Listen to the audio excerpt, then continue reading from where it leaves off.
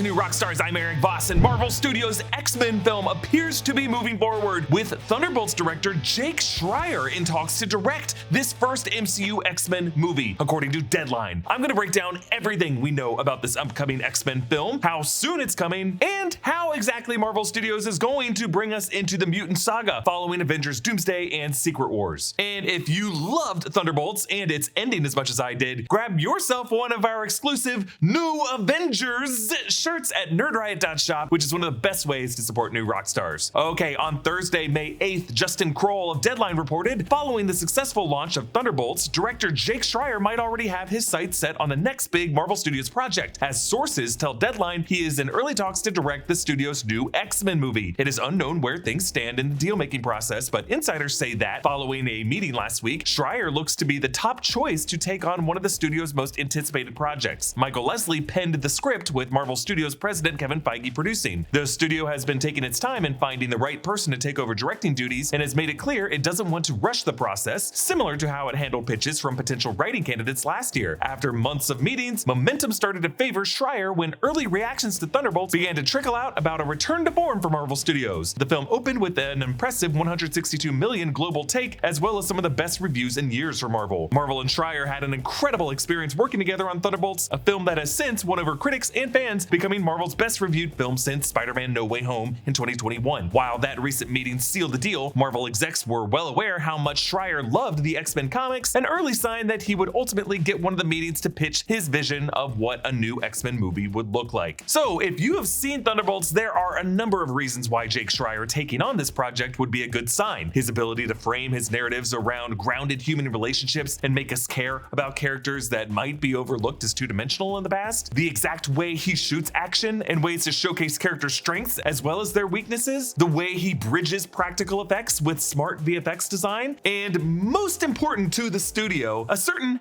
X factor, which is really just a lack of ego and an ability to seamlessly integrate Kevin Feige's vision into the edit. And that has been harder and harder for auteur directors to reconcile with their own visions for these projects. Like, say what you will about the Russo brothers and how good of film directors they actually are, especially outside of Marvel Studios, but the reason Marvel keeps going back to them is that they really are good team players for the studio and know how to execute what Kevin Feige wants for these projects and how to deliver big time on fan expectations with well-structured movies with enough surprises that make these billion-dollar hits. I was also interested to read Deadline report that Michael Leslie penned the script, as in the draft of the script is done. This is not like other industry reports that we read that so-and-so is writing the script. Michael Leslie was reported to be the writer on this project back in May 2024 by, hey, look at that, Deadline's Justin Kroll. Kroll's source is probably the same exact person attached to this project for both of these updates on the story. But in July 2024, Kevin Feige told Gizmodo that this film would feature, quote, a mix of characters you've seen before and characters you've never seen before in film, and that his priority would be to introduce the soap opera elements of the X-Men into the MCU. And then last November, Kevin Feige told Brazilian news outlet Omelete, when we were preparing for Avengers Endgame years ago, it was a matter of getting to the grand finale of our narrative and then having to start all over again after that. This time, heading into Secret Wars, we already know very well what the story is going to be up until then and after that. The X-Men are an important part of that future. Indeed, in a Wall Street Journal report on Marvel Studios' inner workings over the past several years, it was reported that Kevin Feige has a 10-year plan for Marvel's future. Jessica Clemons and I actually go into that plan in this weekend's episode of Marvel Sneak Peek. And by the way, if you want some more bite-sized versions of our longer podcast episodes, New Rockstars now has a fourth channel, New Rockstars Highlights, that you can subscribe to. But anyway, if you consider that Secret Wars is still 2 years away, the remaining 8 years of that, of a 10-year plan, could really just be Kevin Feige's outline for his mutant saga. What the focal characters will be, how they come together into teams, who the villains are, how the mutants fit into the rest of the Marvel landscape. And the reason he calls it the soap opera elements is he imagines this not as like a series of independently ending storylines, but rather just an ongoing narrative and different realignments of characters. Like, I think we're gonna see a mutant saga where the villains don't die at the end of every movie, but the heroes having to live with them. Avengers Doomsday is coming May 1st, 2026, and Avengers Secret Wars is currently slated for May 7th, 2027. Hearing this news report right now makes me think that at a San Diego Comic-Con this July, Kevin Feige might confirm what the next big Marvel event film and release date will be after Secret Wars. And now I'm thinking it might be Marvel Studios X-Men coming May 5th, 2028. It is possible, though, that they might have to save it for 2029. And the only reason I think that might be possible is if Disney is having to wait a certain amount of time for legal reasons due to Dark Phoenix coming out in summer 2019. Like there might be a mandatory 10-year delay. I'm not basing that off of any contract paperwork I've seen. There might just be something like that in there. But either 2028 or 2029, why so far away if it's 2025 right now? Well, the Deadline article noted that this report came mostly out of Jake Schreier turning down other offers to clear his schedule for the next couple years as this movie is being developed. Michael Leslie, before writing this X-Men film, wrote 2023's The Hunger Games: The Ballad of Songbirds and Snakes, and I feel like that might have helped him get this project, especially if this MCU X-Men film goes in the direction we theorize it's going in this weekend sneak peek episode. A film centered around the new X-Mansion, a place that they could build for their Disney parks and you could go hang out in and ride in a ride-in, you know, like basically Avengers Campus's Hogwarts. Stories centered around the point of view of young mutants and the generational divide with their mutant teachers as hostile government forces oppress them. We're always watching movies through three lenses. One is focused on what's happening in the foreground, plot, character development, that kind of stuff. One is focused on fun details that are buried in the background, Easter eggs, references, and clues. But the third lens is, of course, where are the dogs? How cute are the dogs? And will the dogs get scritches and treats? If you love dogs as much as we do, you should feed your dogs Sundays for Dogs. Sundays is fresh dog food made from a short list of human-grade ingredients. Sundays is vet-formulated and made in the USA with 100% meat, muscle, organs, and superfoods and zero synthetics or artificial preservatives. And look, we get it. Upgrading your dog's diet sounds like it should be a hassle, right? That's because other healthy dog foods require freezer space, unthawing, cooking, and they're pretty gross. But since Sundays has cleaner ingredients than frozen dog foods, you can just pour it right from the bag. It's shelf stable, no hassle, just healthy food for your dog. Every order of Sundays ships right to your door, so you never have to worry about running out. It's super convenient. Give your dog the chance to try Sundays and watch them fall in love. Get 50% off your first order of Sundays at sundaysfordogs.com/newrockstars or use code newrockstars. Now, I know it's been rumored that Mr. Sinister is being eyed as the villain of the mutant saga, but I think X-Men cooks hottest when the villains are the rest of humanity, represented in figures like Henry Gyrick, Robert Kelly, Reverend William Stryker, which was the original version of William Stryker in the comics, unlike Brian Cox's version in X2, Colonel Stryker, and Bolivar Trask, and his inventions of the Sentinels, and groups like the FOH and Operation OZT. I think approaching the conflict this way always gives characters like Magneto the most interesting things to do. It makes Magneto a more interesting character in a soap opera type story. And Kevin Feige saying characters you've seen before and characters you've never seen before in film suggests to me that part of this young cast of mutants will include some of the young mutants who have already been introduced in the MCU or will soon be. Kamala Khan, Ms. Marvel, confirmed to be a mutant in Ms. Marvel. Billy Maximoff Wiccan, who we know to be a mutant. And being introduced in Fantastic Four First Steps, Franklin Richards, the son of Reed Richards and Susan Storm, who is an Omega level mutant. So how do we get to Marvel Studios X-Men from here? Like there's no X-Mansion that we're aware of in the 616 universe of the MCU. And between now and then, we have Avengers Doomsday coming with returning X-Men actors from the Fox era. Well, a recent quote from Nightcrawler actor Alan Cumming might have given us a clue of the first steps of that path. Cumming last month told Today with Gina and Friends that his return to play Nightcrawler and Doomsday came a bit easier this time since they've gotten the makeup process down from 5 hours to 90 minutes. People are gonna yell at me if I don't talk to you about returning to the Marvel world. Yes. That's great.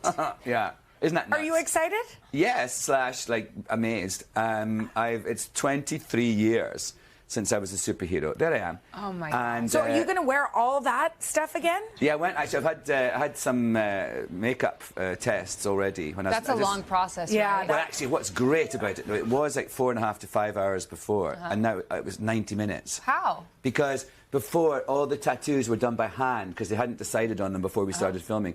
And now they're on these little things that just stick on. Oh, great. Wow. It's a game changer. Stickers. Wow. So I'm going back to being a 60-year-old superhero. Oh, great. And everyone seems really lovely.